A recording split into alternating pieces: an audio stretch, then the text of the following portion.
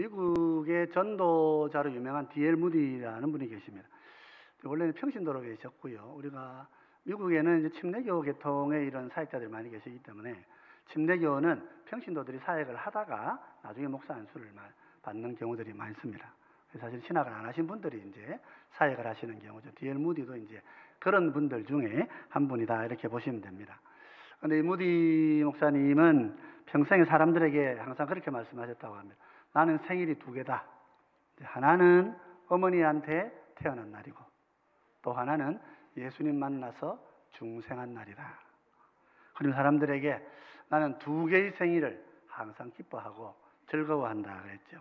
생리적이고 육체적인 생명이 이 땅에 태어난 날이 나의 생일이지만은 그러나 영적으로 거듭나서 본 어게인 중생하고 한 번 더 태어난 그 은혜의 날이 내게 있다 그랬습니다. 시편 90편은 우리 인생은 70이고 참 손살같이 지나간다 그런 말씀을 합니다. 빠른 세상 가운데서 가장 마음에 새기고 우리가 심령에 붙들어야 될 것은 바로 이 거듭난 은혜입니다. 그래서 우리는 하나님 주시는 이 거듭난 새날을 항상 기억해야 됩니다. 거듭난 사람들이 함께 모여서 하나님의 교회를 시작한 것, 우리 성도 제1교회의 시작입니다. 왜 했겠습니까? 또 새로운 사람들을 만나서 거듭나는 은혜를 전하기 위해서입니다. 그래서 우리 성도들에게는 영적인 생일이 있습니다. 육적인 생일에는 선물도 받고 물질도 받기도 합니다만은 영적인 생일에는 기쁨과 감사를 선물로 받는 거예요. 하나님께서 우리에게 놀라운 은혜를 주셨다 하는 것을 감사하며 살아가게 되는 것입니다. 특별히 우리 믿는 자들에게는 또한 하나님께서 소명을 주십니다. 믿는 자들은 나 혼자 구원받았다는 것에 만족할 수가 없습니다. 많은 다른 사람들을 향하여 빚진 마음을 또 새롭게 가지게 되는 것이죠. 하나님 죄인인 나를 구원해 주셨는데 또 저 사람은 어떻게 되노? 또 내 옆에 있는 저분은 어떻게 되노? 다른 나라에 살고 있는 저 사람은 어떻게 되노? 우리 북한에 있는 분들은 어떻게 되노? 일본 좀 믿지만 그래도 저기 있는 그 착한 사람들은 어떻게 되노? 그런 마음들이 우리의 마음 속에 올라오게 되어 있는 거예요. 이런 마음들이 안 올라온다면 나 자신을 돌아봐야 돼요. 나 자신을 돌아보고 내가 예배도 참석하고 있고 교회도 다니고 있고 헌금생활도 잘하고 있고 직분도 받았는데 거기에 대한 아무런 감흥이 없고 마음에 움직임이 없다 그러면 그 믿음은 잘못된 믿음일 수가 있는 거예요.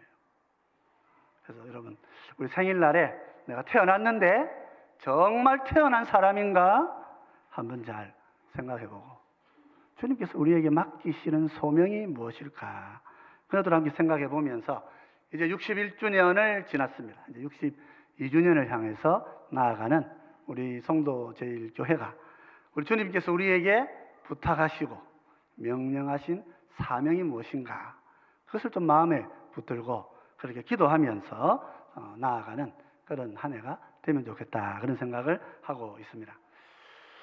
오늘 우리 예수님께서는 제자들을 불러서 복음을 전하는 사명을 맡기셨다는 사실 우리는 기억해야 합니다. 마태복음 28장 19절 20절에 이렇게 얘기하지요. 이렇습니다. 그러므로 너희는 가서 모든 민족을 제자로 삼아 아버지와 아들과 성령의 이름으로 세례를 베풀고 내가 너희에게 분부한 모든 것을 가르쳐 지키게 하라. 볼지어다 내가 세상 끝날까지 너희와 항상 함께 있으리라 하시니라.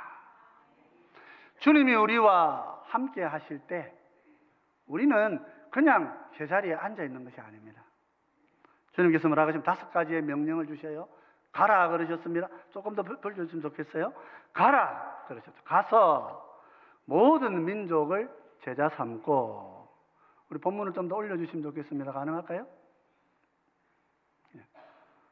우리 마태복음 28장 19절 20절 말씀인데요. 가서 모든 민족을 제자로 삼고 또 그들에게 세례를 베풀고 그러면 교회를 세워야 되겠죠. 교회를 세워서 세례를 베풀고 내가 너희에게 분부한 것을 가르치라. 그래서 지키며 살도록 해라. 그럴 때에 성령이 너희와 함께 하신다. 그렇게 약속하고 있습니다. 여기 5가지의 명령은 동사 형태로 주어져 있는데 제일 핵심적인 동사는 제자를 삼으라 하는 것입니다. 교회의 소명이 무엇입니까? 그것은 제자를 삼는 데 있는 것입니다. 우리 교회도 여러분 선교사님들 많이 도와왔고 국내 어려운 교회들 많이 지원하고 있습니다. 전도 사랑방을 통해서 우리가 많은 분들에게 복음을 전했고 또 자녀들의 신앙 개성을 위해서 야곱의 식탁도 우리가 만들어서 온 한국 교회에 이렇게 알리고 있습니다. 그래서 우리는 이 사명을 잘해 가고 있는 것 같습니다. 지난 60년 동안 하나님 우리 교회를 그렇게 아름답게 사용해 주셨어요. 그런데 그럼에도 불구하고 또 아쉬운 면도 있어요. 이게 뭡니까? 그래서 우리 개인의 삶입니다. 나는 복음을 전파하는 일을 건너가서 좀 더 뛰어넘어서 나는 복음의 일꾼들을 세우고 있는가? 나는 정말 제자를 훈련하고 제자를 삼는 데에 내 인생을 이렇게 바치고 있는가? 내가 비록 직접 해외 열방에 가지 못하고 비록 내가 다른 나라에 가서 선교사가 되거나 하나님의 말씀을 가지고 복음을 전하는 목회자가 되지는 못한다 할지라도 하나님 나에게 주신 직업의 전성과 삶의 현장에서 나는 정말 믿지 않는 자들을 찾아내어서 주님의 제자로 훈련시키고 있는가? 이것은 주님께서 우리에게 맡기신 너무도 중요한 소명입니다. 오늘 사도 바울도 제자 디모데에게 이렇게 이야기를 합니다. 우리 디모데후서 2장 1절 말씀입니다. 내 아들아, 그러므로 너는 그리스도 예수 안에 있는 은혜 가운데서 강하고 또 내가 많은 증인 앞에서 내게 들은 바를 충성된 사람들에게 부탁하라. 그들이 또 다른 사람들을 가르칠 수 있으리라 그랬습니다. 이번 디모데에게 내 아들아, 그리스도 예수 안에 메시아로 오신 우리 예수님 안에 있는 은혜 속에 강하라 이렇게 말씀하셔요. 여러분 우리 주일학교도 마찬가지고 우리 아이들 또 우리 성도님들 내가 그리스도로 오신 예수님 안에 있을 때 그 은혜 안에 있을 때에 내가 충만하고 강건한 사람이 되는 줄 믿으시기 바랍니다. 이 은혜의 자리를 떠난 데서는 무엇이 어떻게 움직여도 내가 강할 수가 없어요. 가난하고 세상에서 비실거리고 갈 곳 몰라서 허덕이는 그런 존재로 살게 되어 있는 거예요. 내가 주님의 은혜 안에 있을 때 말씀은 죽은 용어가 아니고 돌에 새겨진 말씀이나 책에 기록된 말씀이나 말씀은 죽은 기록이 아니고 성령님이 역사하시는 지금도 살아 움직이는 힘인 줄 여러분 믿으시기 바랍니다. 그 은혜 안에 있으면 강건한 것입니다. 여러분 은혜 안에서 내가 강건하기를 항상 기도하시는 여러분 되시면 좋겠어요. 특별히 이제 바울이 이런 은혜 안에 있을 때에 그 은혜 안에 거하면서 너의 시선을 하나님이 주시는 소명에 집중해야 된다 이렇게 말씀하고 있어요. 우리 사도 바울이 디모데에게 주는 소명이 무엇입니까? 너는 충성된 사람을 찾아서 그들에게 나한테 들은 말을 부탁해라. 그러면 그들이 또 다른 사람을 가르칠 것이다. 그렇게 말합니다. 여기 보면 거룩한 영적 네 세대가 등장을 합니다. 사도 바울, 그리고 디모데가 찾은 충성된 사람들, 그리고 그가 발견하는 또 다른 사람들, 영적인 네 세대를 우리가 나의 영의 눈으로 바라보면서 살아가는 것, 이것이 주님께서 우리에게 맡기신 소명이라 이렇게 말할 수 있는 거예요. 예수님의 제자들은 어떻습니까? 항상 이렇게 신실한 제자 운동에 힘을 쓴 거예요.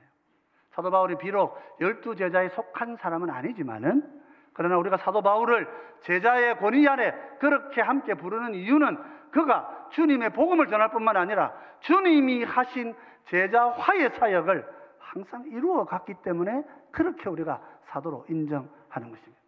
사도들은 알고 있습니다.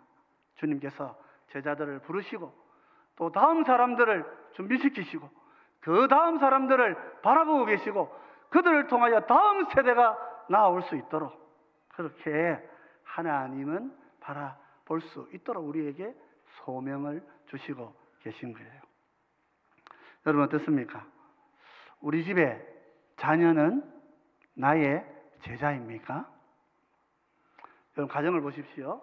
우리가 세대를 산다 그러면 자연스럽게 신앙이 계승되는 3대가 이루어질 수 있습니다. 할아버지, 엄마, 아버지, 자녀, 그리고 마지막 4세대 손주들을 볼 수가 있는 거죠.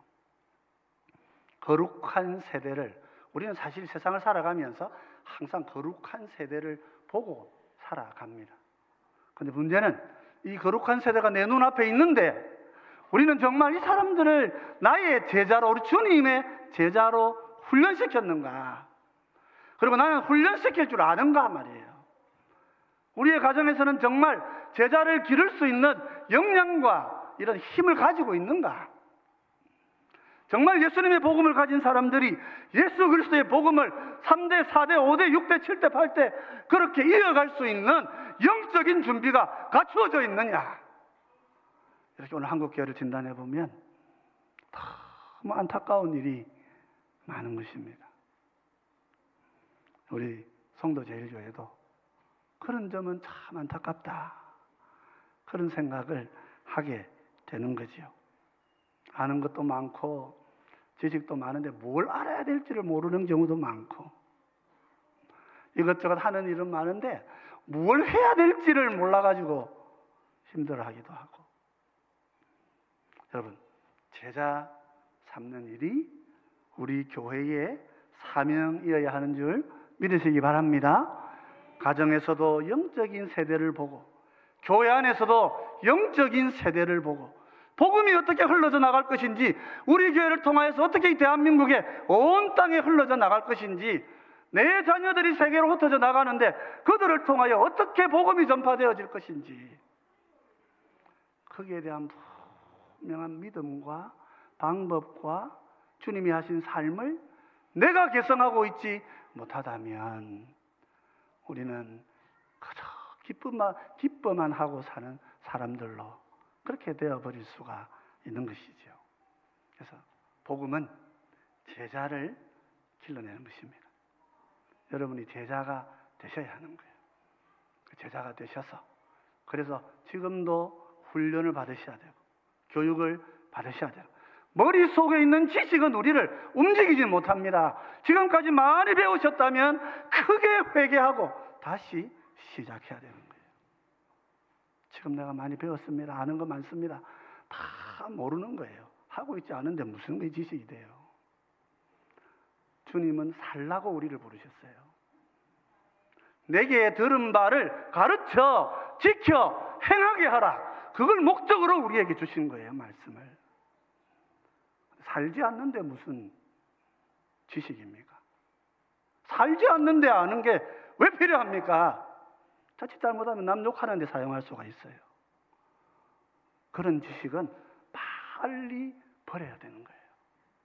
주님을 바라보고 주님과 주님이 하신 사역이 무엇인지를 가슴에 붙들어야 된단 말이죠. 그것이 우리가 힘써 이 61조년 우리 교회가 주님 앞에서 결단하고 새롭게 나아가야 될 방향이라 그렇게 말할 수 있단 말이죠. 그래서 오늘 사도 바울은 제자들이 기억해야 될 2가지 측면의 삶을 말합니다. 디모데후서 2장 3절 4절은 이렇게 이야기합니다. 너는 그리스도 예수의 좋은 병사로 나와 함께 고난을 받으라. 병사로 복무하는 자는 자기 생활에 얽매이는 자가 하나도 없나니 이는 병사로 모집한 자를 기쁘게 하려 함이라. 여러분, 첫째는 뭡니까? 제자 훈련을 위하여, 제자 운동을 위하여 고난을 받아라고 말씀하고 계신 거예요. 저는 제가 대학 시절에 주님의 부름을 받고 제 아버지 얼마나 저를 나무라신지 모릅니다. 내가 니를 어떻게 키워가지고 이 8평 집에서 내가 니를 키워가지고 너한테 가지고 있는 기대가 얼마나 큰데 이 집안을 일으키고 해야 될 장남이 저희 누나가 저보다 훨씬 공부도 잘하고 똑똑했어요. 그래도 그 희생시켜가지고 내가 너를 공부를 시켰는데 네가 어떻게 이 아버지 뜻을 배신하고 이 길로 갈 수 있나? 네 안 볼 때 나는 저 양로원이나 들어갈란다. 집에 찾아오지 마라. 그렇게 말씀하셨어요. 그 아버지 앞에는 지금도 참 죄송해요.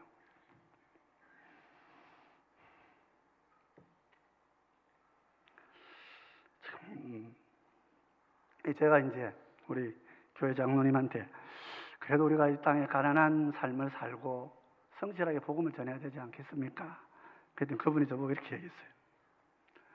네가 안 가난해가지고 지금 또 가난을 연습하려고 하나? 너는 지금까지 제일 가난하게 산 사람이야. 이제는 앞으로 공부해서 잘 살아야지. 그리 말씀하시는 분들을 제가 뒤로 했어요. 배신하고 주님께서 우리에게 맡기신 이 삶이 내 인생을 드려야 되는 것이다. 제가 그렇게 결심을 했어요. 여러분 그렇습니다. 주님께서는 우리를 자신의 제자로 불러주신 거예요. 오늘 한국 교회는 어떻게 보면 그 본질을 잃어버렸어요. 설교에서 예수님이 언급되지 않고 있은 지 오래되었고 그냥 적당히 좀 비판적인 관점에서 좀 보면 긍정적인 많이 있습니다만 좀 비판적인 관점에서 보면 우리 한국의 성도들은 어쩌면 가난했던 종들이 복음 받아들여서 상투 풀고 현대식 교육에 참여하고 그래서 우리 사회의 중추적인 인물이 되면서 한국 교회는 부자들의 나라, 부자들의 동네가 돼가고 있어요. 주님이 찾아가셨던 그 가난한 사람들하고 너무 멀어지고 있어요. 예수님께서 자기를 찾아온 제자에게 이렇게 말씀하신 적이 있습니다. 마태복음 8장 19절 20절인데요. 한 서기관이 나와 예수께 아뢰되 선생님이여 어디로 가시든지 저는 따르리이다. 예수께서 이르시되 여우도 굴이 있고 공중의 새도 거처가 있어도 인자는 머리 둘 곳이 없다. 그래 이제 세상에 나와가 예수님 가르치는 거 들어보니까 아이고 이제 저 지식을 내가 갖고 있으면 앞으로 내 미래가 찬란하겠다 이렇게 생각하고 선생님 내가 선생님 제자가 되고 싶습니다. 예수님 말씀하십니다. 인자는 머리 둘 곳이 없다. 계산을 하고 나를 따르라. 그렇게 말씀하셨어요. 내가 예수님 제자 되겠습니다 한다고 제자 되는 거 아닙니다, 여러분. 제자는 주님이 찾으시고 주님이 부르시는 거예요. 여러분, 주님의 제자로 부름받으시기를 기뻐하신 여러분 되시기를 바랍니다. 저는 이 일에 저의 모든 이 미래를 다 버리고 여기에 내 모든 것을 여기에 다 걸고 헌신하고 있는 것입니다. 미국으로 다니고 호주도 다녀보고 그 하나님 부르심이 있는 곳이라고 생각되면 모든 것을 버리고 그렇게 뛰어 다니다가 오늘 여기까지 와 있습니다. 여러분이 잘해 주셔가지고 제가 인생에 지금 제일 잘 살고 있습니다.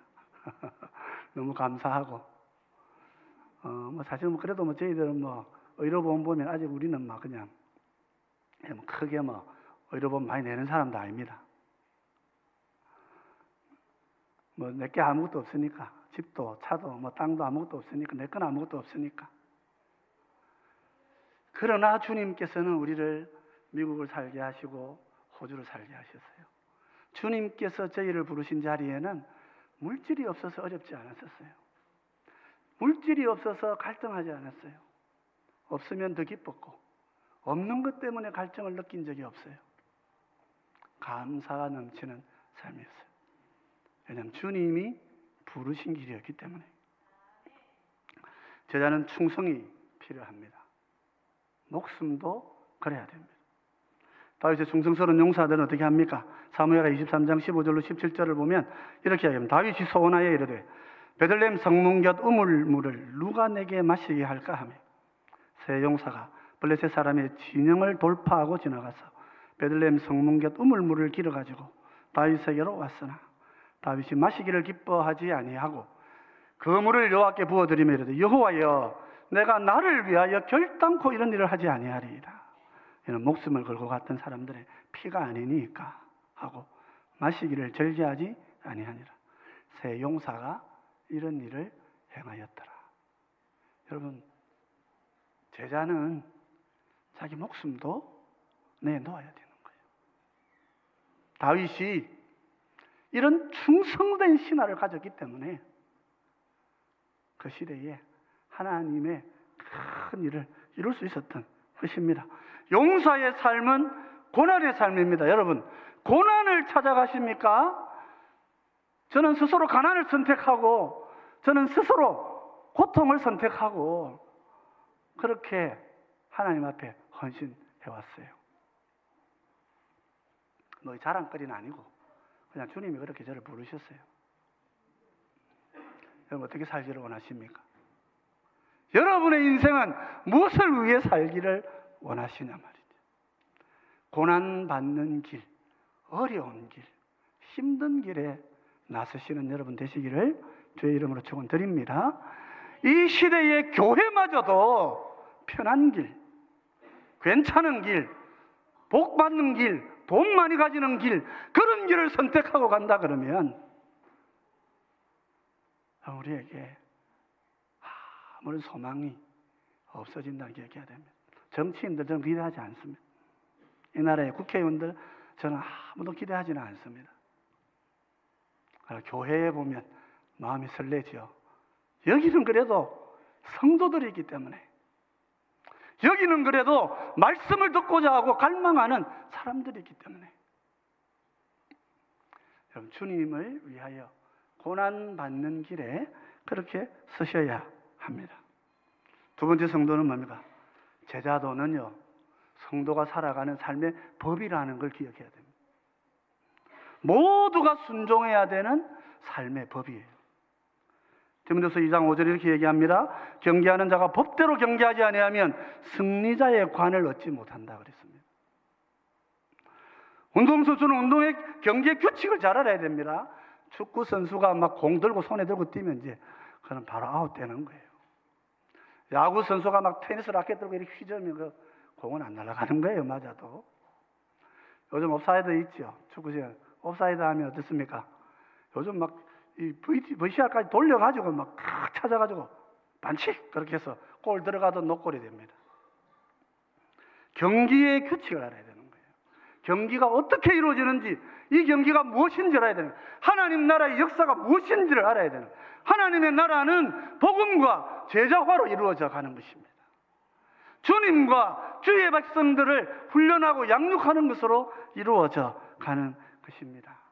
하나님 나라의 다른 사업은 다 가짜들입니다, 여러분. 우리 예수님이 땅에 계시면서 사역하실 때 마태복음 42장 4장 23절을 보면 이렇게 얘기하죠. 예수께서 온 갈릴리에 두루 다니사 그들이 회당에서 가르치시며 천국 복음을 전파하시며 백성 중의 모든 병과 모든 약한 것을 고치시니 그러셨어요. 가르치시고 복음 전하시고 그리고 병든 것 고치셨다 그러셨어요. 주님의 사역은 두 가지예요. 가르치는 것과 병 고치는 거예요. 그래서 우리 교회 의료 사역이 중요한 것입니다. 의료인들의 기술은 의료인 개인의 특성이기도 하지만 주님이 우리에게 주신 치유의 길이란 말이에요. 그래서 함께 사용해야 되는 거예요. 복음을 전하기 위해서 말씀을 가르치는 것과 치유하는 일. 때로는 기도만 해서 병이 낫기도 합니다.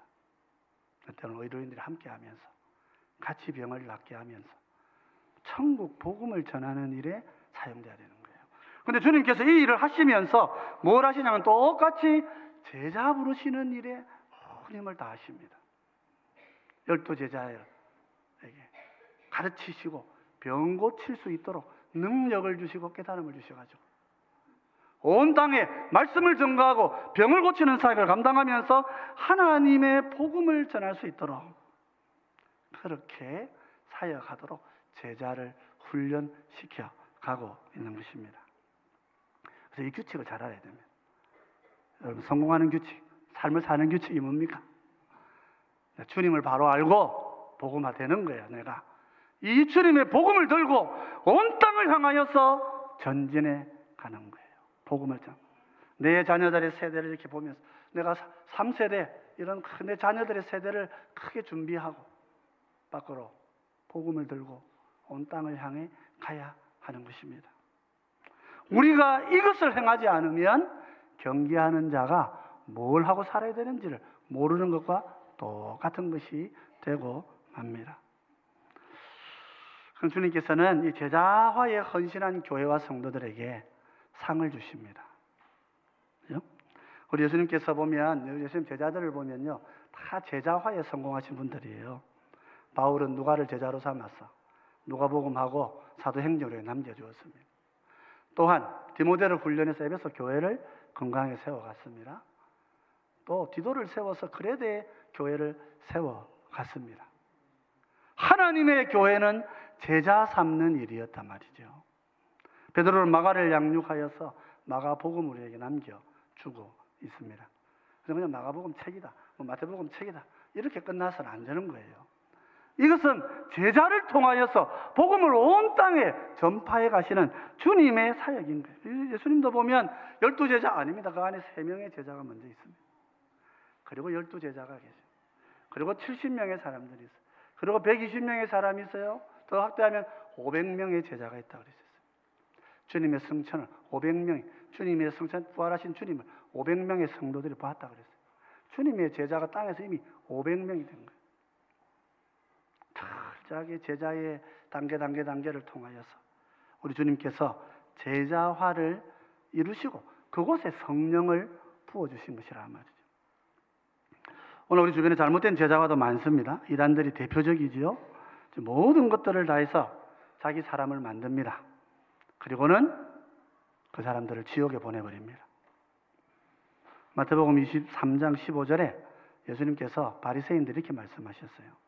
화 있을진저 외식하는 서기관들과 바리새인들이여, 너희는 교인 한 사람을 얻기 위하여 바다와 육지를 두루 다니다가 생기면 너희보다 배나 더 지옥 자식이 되게 하는구나.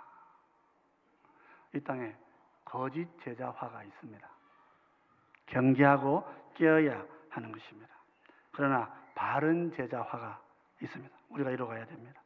어떻게 해야 됩니까? 디모데후서 2장 6절에 이렇게 얘기하고 있어요. 수고하는 농부가 곡식을 먼저 받는 것이 마땅하니라. 참된 제자화는 주님께서 원하시는 제자화이고, 참된 제자화를 통하여서 그 일을 통하여 복음을 위하여 일하고 있는 자들, 다시 오실 주님을 기다리는 성도를 세우는 일을 하는 교회, 성도를 세우는 일을 하는 제자들, 그들은 주님의 농부가 되어서 가장 먼저 곡식을 얻게 되는 기쁨을 누리게 될 것입니다. 주님은 제자들을 보시면서 이렇게 말씀하셨습니다. 9장 37, 마태복음 9장 37절 38절입니다. 이에 제자들에게 이르시되 추수할 것은 많되 일꾼이 적으니 그러므로 추수할 주인에게 청하여 추수할 일꾼들을 보내주소서 하라 하시니라. 우리는 얼마나 이런 기도를 해오고 있습니까? 여러분, 기도 제목 몇 번에 이 기도가 있습니까? 주님이 지금 우리에게 기도하라고 말씀하셨는데 우리는 지금 이 기도를 가슴에 안고 하나님 앞에 기도하고 있느냐 말이에요. 추수할 일꾼을 보내주소서. 추수 때가 지나가고 있습니다. 나는 정말 주님의 추수를 위하여서 내 모든 생을 다 드리고 헌신할 각오를 하고 준비하고 내 모든 걸 다 버릴 각오를 여러분 하고 계십니까? 그나마 쉬운 건 아닙니다. 저도 해보니까 그 쉽지 않을 때 부모를 버려야 될 때도 있고요. 저는 제 아들의 어린 시절의 얼굴을 기억을 잘 못합니다. 사진만 보고 알고 본 적이 많이 없어가지고 커서 사진 보면 제가 제일 좀 마음 아픈 게 그거예요. 뭐 이제 저도 사역자가 되어서 이제 결혼한다 그러니까 이제 뭐 너는 막 이제 우리 집 빨리 쫓아낼 거다 그러고 제가 얘기는 합니다만 마음 한곁에 있어요. 여러분 쉬운 일은 아닙니다.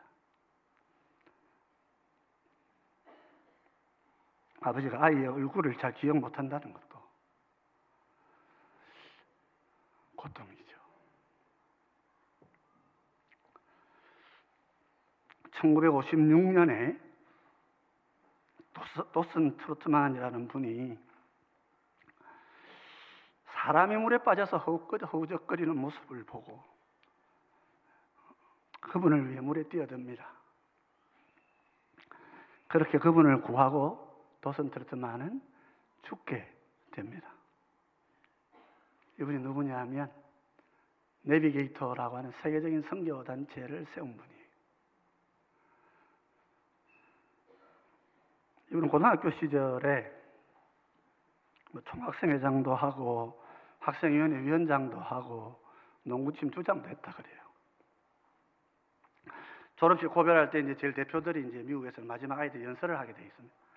그래서 저는 참 그런 미국 교육이 참 부럽다 그런 생각을 많이 합니다.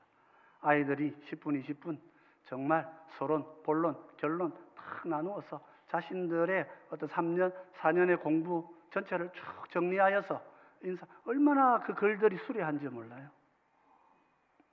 그런 대표로 이렇게 연설을 했어요. 그런데 그 이후로 인생이 내리막길이 돼버렸어요. 도박하고 음주하고 참 진업이 살다가는 경찰이 한 분이 이분을 체포를 합니다. 술 마시고 돌아다니고 있으니까. 경찰이 어찌나 답답해요. 경찰도 막 크리스찬이었는데 마음이 너무 답답한 이분을 보니까. 그래서 묻습니다. 여보게 젊은이 이렇게 사는 게 좋은가? 경찰이 답답해서 그렇게 물었대요. 도슨 트로트만이 대답했대요. 아닙니다. 나도 이렇게 안 살고 싶습니다. 근데 어떻게 살아야 될지 모르겠습니다. 경찰이 마음이 막 너무 긍휼한 마음이 들었어요. 이분이 크리스찬이라 신실한 분이라 가지고 이분을 데리고 교회에 데려갔어요. 목사님을 만나서 상담을 하라. 그리고 데려갔어요. 그리고 그 교회에서 도슨 트로트만이 주님을 만났다 그래요. 그 만났는데 그때 마음에 하나님 그리스도를 영접한다는 것이 내가 무엇인지는 내가 모르겠지만은 오늘 이 밤에 내가 그렇게 하고 싶습니다 하고 간절하게 마음의 소망을 아랬어요. 그리고 그분은 주님을 영접하게 됩니다. 이후로 전 세계를 다니면서 수백만의 사람들에게 복음을 전하고 삶을 나누었어요. 내비게이터라고 하는 본인이 직접 세운 건 아니지만 항해자 선교회라고 하는 이 선교회가 시작이 되어지면서 온 세계의 그 많은 사람들을 구원하는 데 쓰임받는 단체가 됩니다. 그리고 도슨 트로트만은 어느 날 길을 가다가 물에 빠져 허우적거리는 그 한 사람을 보고 자기 생명을 던져서 물속에 뛰어듭니다. 그리고 그를 구원하고 자신은 물살에 휩쓸려서 주님의 부름을 받게 되었죠. 제자 훈련은 그런 것입니다. 제자 운동은 그런 것입니다. 여러분 쉽지 않습니다. 가볍지 않습니다. 온 나라 교회가 제자 하니까 뭐 우리도 하면 되는 거 아이가? 그렇지 않습니다. 다 무늬만 제자인 거지요. 여러분 무늬만 성도 그렇지 않습니까 혹시? 저는 무늬만 목사가 되지 않기를 하나님께 기도하고 있습니다. 우리의 60년은 은혜의 시간이었던 것 같습니다.